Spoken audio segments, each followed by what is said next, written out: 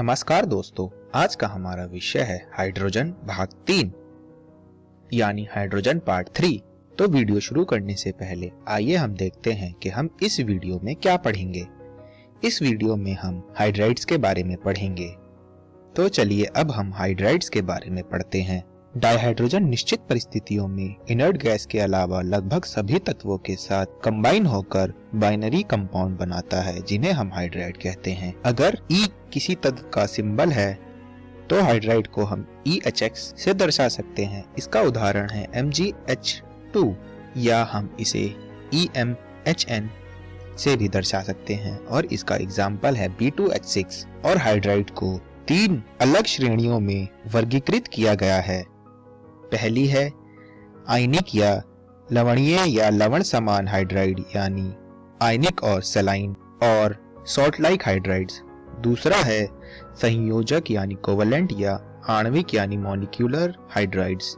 और तीसरा है धात्विक यानी मेटालिक या अरस समीकरणमितीय यानी नॉन स्टोइचियोमेट्रिक हाइड्राइड। इस स्लाइड में हम हाइड्राइड की पहली श्रेणी यानी आयनिक या लवणीय या लवण समान हाइड्राइड्स के बारे में पढ़ेंगे। एस ब्लॉक के ज्यादातर एलिमेंट जो हाईली इलेक्ट्रोपॉजिटिव नेचर के होते हैं, हाइड्राइड के साथ स्टोइचियोमेट्रिक कंपाउंड बनाते हैं। हल्के धात्विक हाइड्राइड यानी लाइटर मेटालिक हाइड्राइड जैसे lithium hydride, beryllium hydride, magnesium hydride में सिग्निफिकेंट कोवलेंट गुण पाया जाता है। इनफैक्ट LiH, BeH2 और MgH2 में संयोजक बहुलक यानी पॉलीमेरिक संरचना होती है। आयनिक हाइड्राइड ठोस अवस्था में क्रिस्टलीय, नॉन वॉलेटाइल तथा आचलक यानी नॉन कंडक्टिंग होता है। इसलिए साक्ष्य धातुओं के गलित हाइड्राइड विद्युत का चालन करते हैं और इलेक्ट्रोलिसिस द्वारा हाइड्रोजन एनोड पर मुक्त होता है, जो हाइड्राइड H नेगेटिव आयन के अस्तित्व का पुष्टि करता है। इसकी रिएक्शन कुछ इस तरह है। अगर हम मेल्ट 2H नेगेटिव लें और उसकी एनोड पर रिएक्शन देखें तो हमारा कुछ इस तरह रिएक्शन आएगी। सेलाइन हाइड्राइड जल के साथ विस्फोटीय यानी वायलेंटली रूप से अभिक्रिया कर हाइड्रोजन गैस देता है। इसको हम इस रिएक्शन से समझ सकते हैं। लिथियम हाइड्राइड साधारण ताप पर O2 और Cl2 के साथ अनरिएक्टिव है और इसका उपयोग अन्य उपयोगी हाइड्राइड बनाने के लिए किया जाता है, जैसा कि आप इन दोनों रिएक्शन में देख सकते हैं।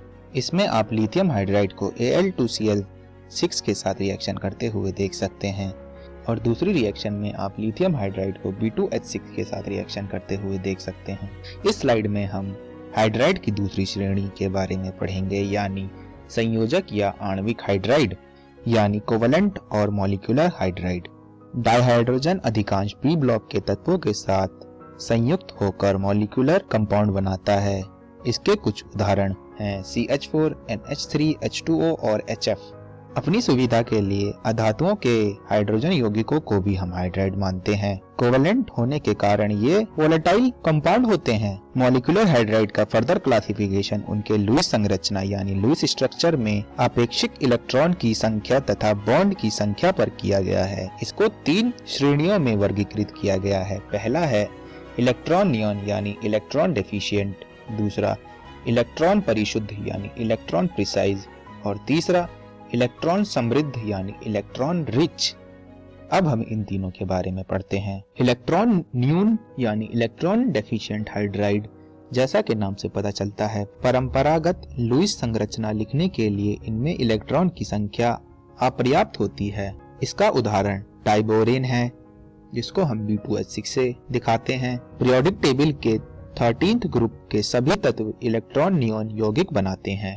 ये लुईस अमल की तरह कार्य करते हैं। यह इलेक्ट्रॉन ग्रही यानी इलेक्ट्रॉन एक्सेप्टर होते हैं। दूसरा इलेक्ट्रॉन परिशुद्ध यानी इलेक्ट्रॉन प्रिसाइज। इन हाइड्राइड में परंपरागत लुईस संरचना के लिए आवश्यक इलेक्ट्रॉन की संख्या होती है।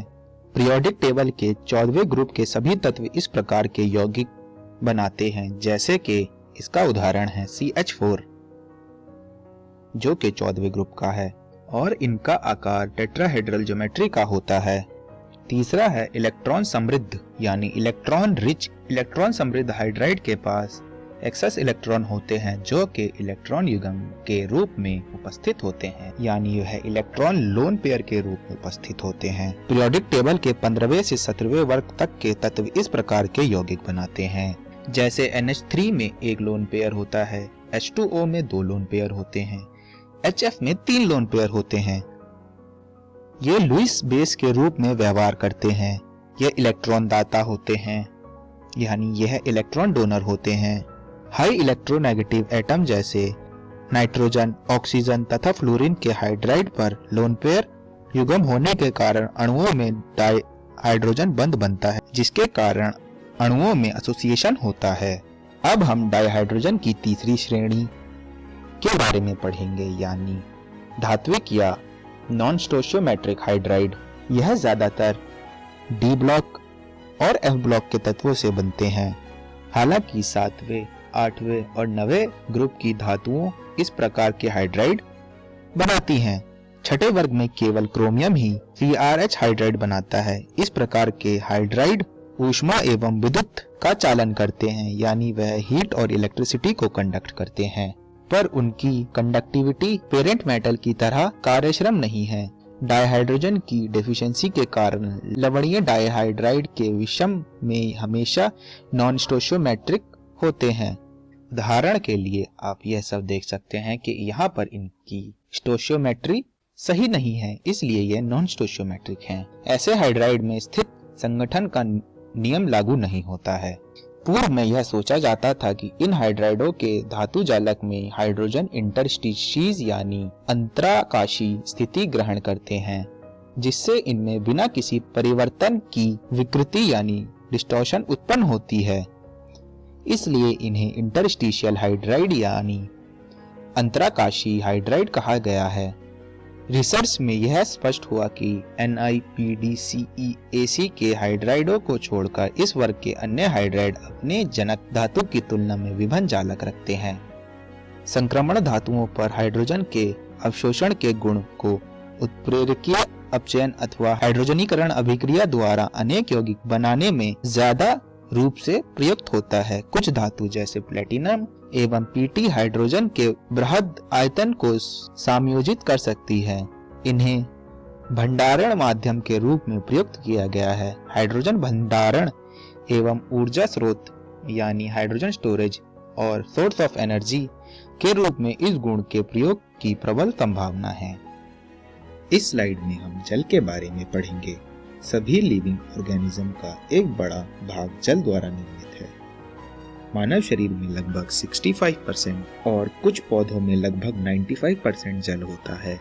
जीवों को जीवित रखने के लिए जल एक महत्वपूर्ण कंपाउंड है। यह एक ग्रेट सॉल्वेंट भी है। अब हम जल के भौतिक गुणों के बारे में पढ़ेंगे, यानी अब हम वाटर की फिजिकल प्रॉपर्टीज के बारे में पढ़ेंगे।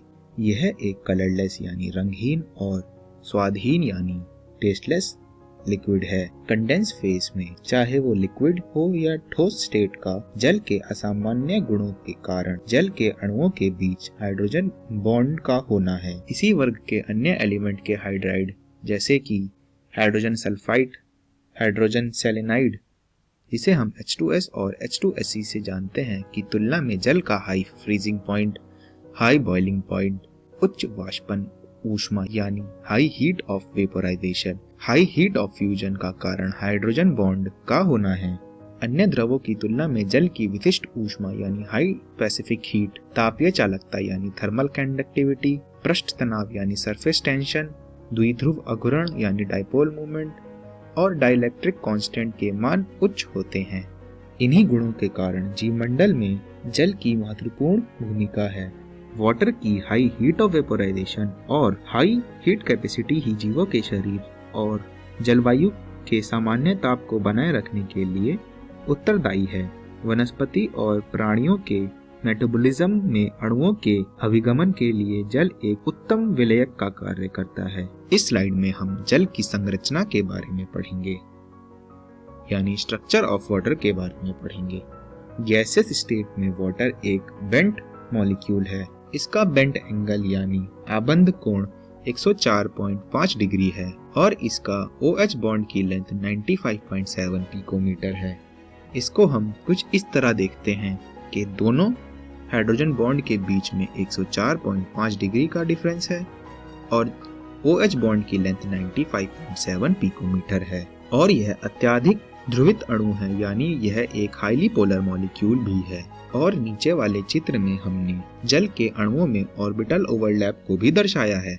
जल का क्रिस्टलीय फॉर्म बर्फ है। वायुमंडलीय दाब पर बर्फ का क्रिस्टलीकरण हेक्सागोनल फॉर्म के रूप में होता है, लेकिन लो टेम्परेचर पर इसका कंडेंसेशन क्यूबिकल शेप के रूप में होता है। बर्फ की डेंसिटी जल से कम होती है, इसलिए बर्फ का टुकड़ा जल में तैरता रहता है। ठंडियों में झीलों में पानी की सतह पर जमी बर्फ की सतह थर्मल इंसुलेशन प्रदान करती है, जिससे जलीय जीवन सुरक्षित रहता है। और यह एक इम्पॉर्टेंट फैक्टर है इकोलॉजिकल दृष्टि से भी। तो इस वीडियो में हमने क्या सीखा? इस वीडियो में हमने हाइड्रेट के बारे में सीखा और जल के बारे में कुछ सीखा। और अगली वीडियो में हम जल के रासायनिक गुणों के बारे में सीखेंगे और हार्ड और सॉफ्ट वाटर के बारे में भी सीखेंगे। धन्यवाद।